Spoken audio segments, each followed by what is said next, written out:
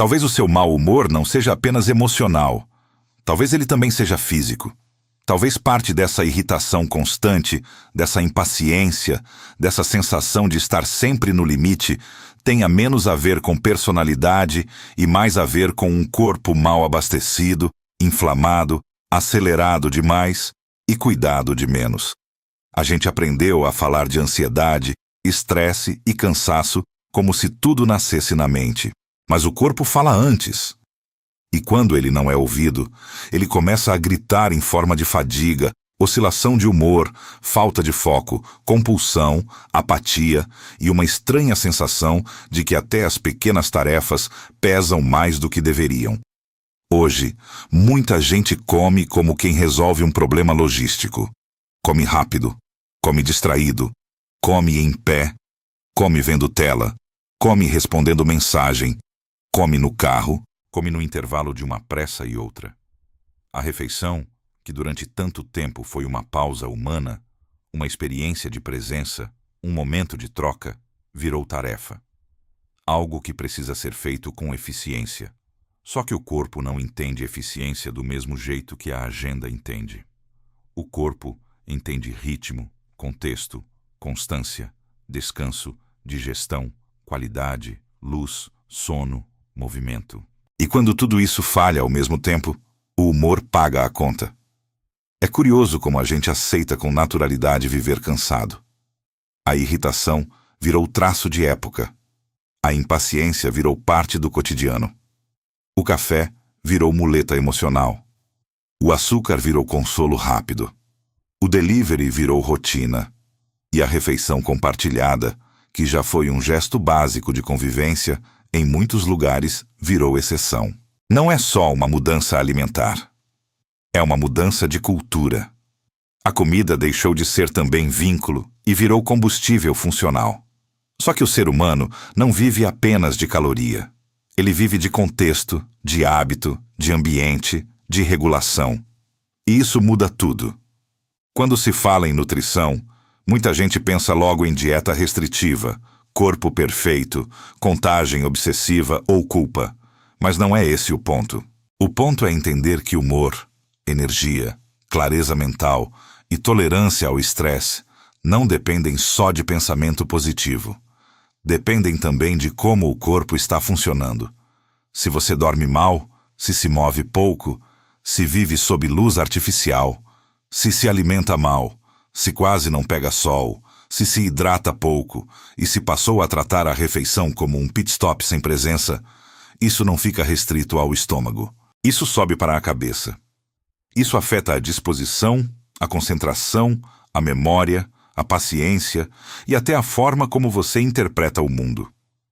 Existe uma diferença entre estar emocionalmente sobrecarregado e estar biologicamente esgotado. O problema é que, na prática, essas duas coisas se misturam.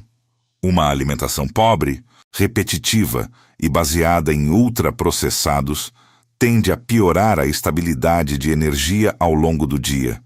Picos e quedas rápidos costumam bagunçar a disposição e favorecer um tipo de irritação difusa, aquela sensação de que qualquer detalhe já é demais. Se isso se combina com pouca proteína, baixa ingestão de fibras, carência de micronutrientes, pouco movimento e noites ruins, o organismo entra num tipo de funcionamento defensivo. Não precisa virar doença para já roubar qualidade de vida. E aqui entra um ponto importante. Nem todo exercício produz o mesmo efeito. Muita gente até se mexe, mas vive num padrão de movimento improvisado, inconsistente ou insuficiente. Corpo não pede qualquer agitação. Pede uso inteligente. Caminhar, fortalecer musculatura, ganhar resistência, melhorar mobilidade, ativar circulação, respirar melhor, expor-se à luz do dia.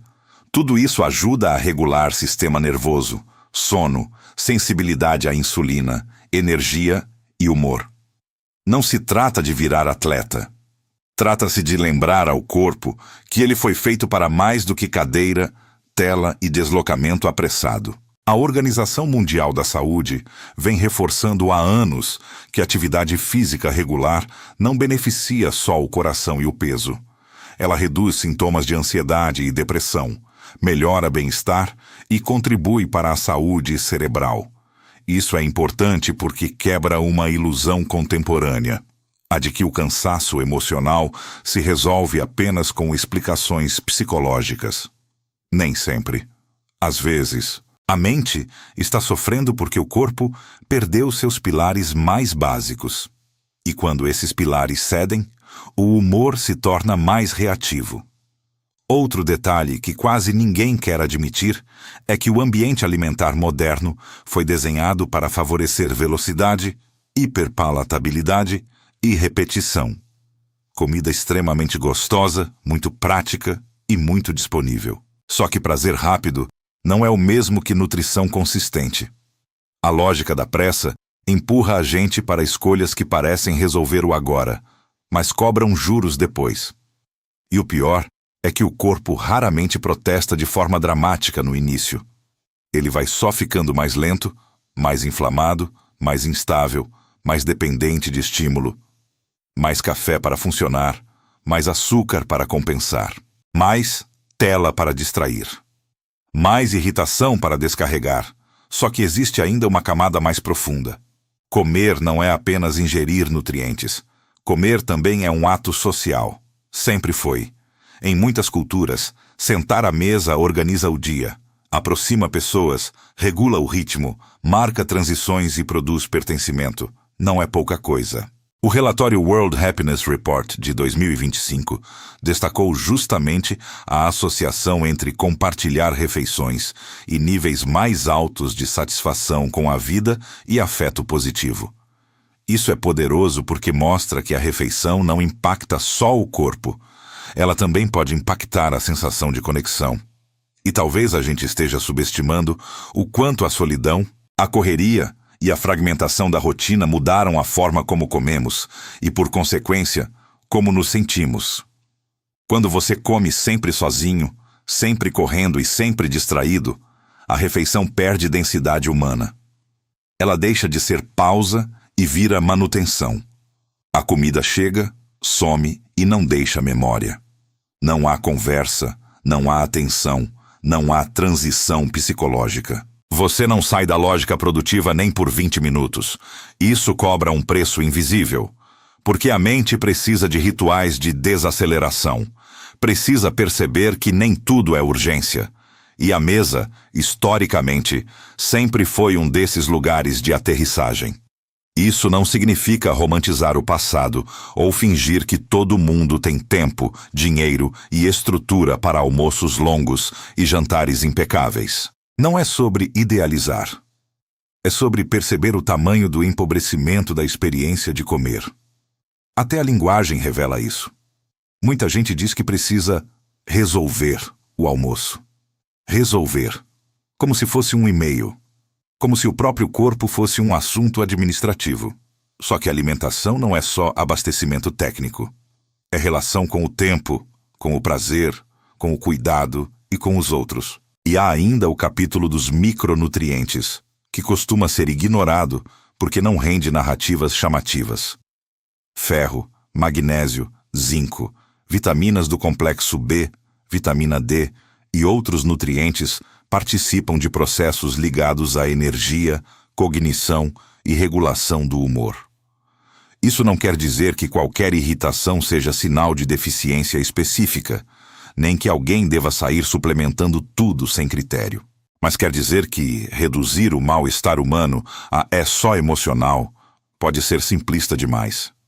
Um corpo mal nutrido pensa pior, reage pior e se recupera pior. Talvez por isso tanta gente se sinta estranhamente desconectada de si. Não é só o excesso de informação. É também o excesso de improviso no cuidado básico. Dorme tarde, acorda cansado, toma café no susto, come o que dá, passa horas sentado, pega pouca luz natural, quase não faz força física, vive sob estímulo e depois tenta entender por que a paciência acabou. O mais curioso é que esse padrão vai ficando tão comum que parece normal. Só que o normal estatístico não é o mesmo que saudável. Existe também uma contradição moderna interessante.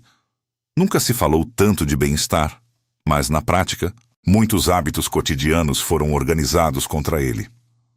A rotina foi montada para caber produtividade, deslocamento, demanda, notificação, barulho e desempenho.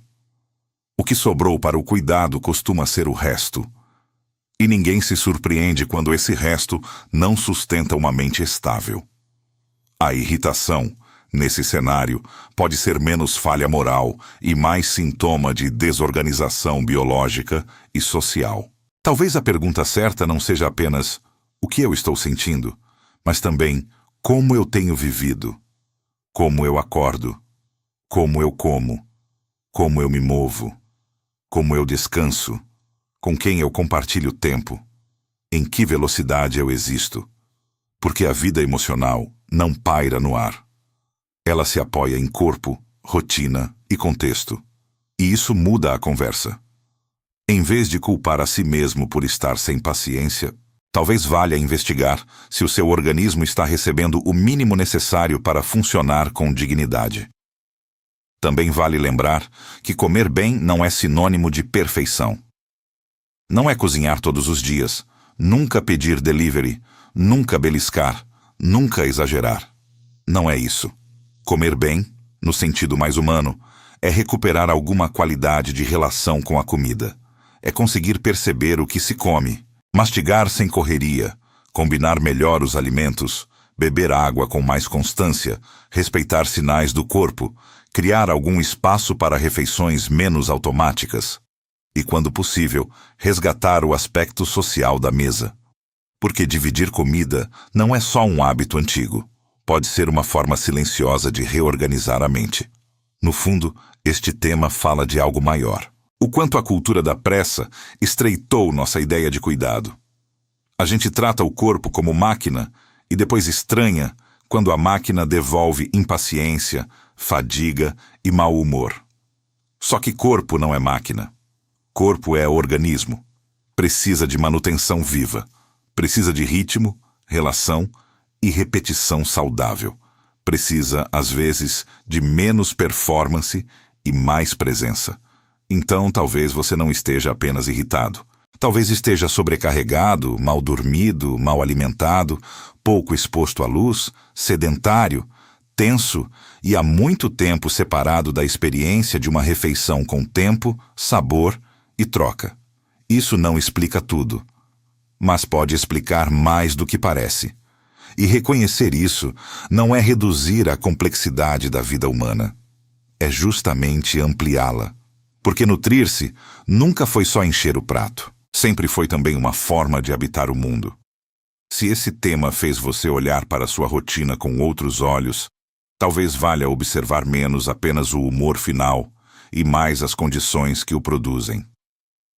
Às vezes, o que chamamos de falta de paciência é um corpo pedindo estrutura. Às vezes, o que parece desânimo é só exaustão acumulada. E às vezes, antes de tentar consertar a mente com mais cobrança, talvez seja preciso oferecer ao corpo o básico que ele deixou de receber.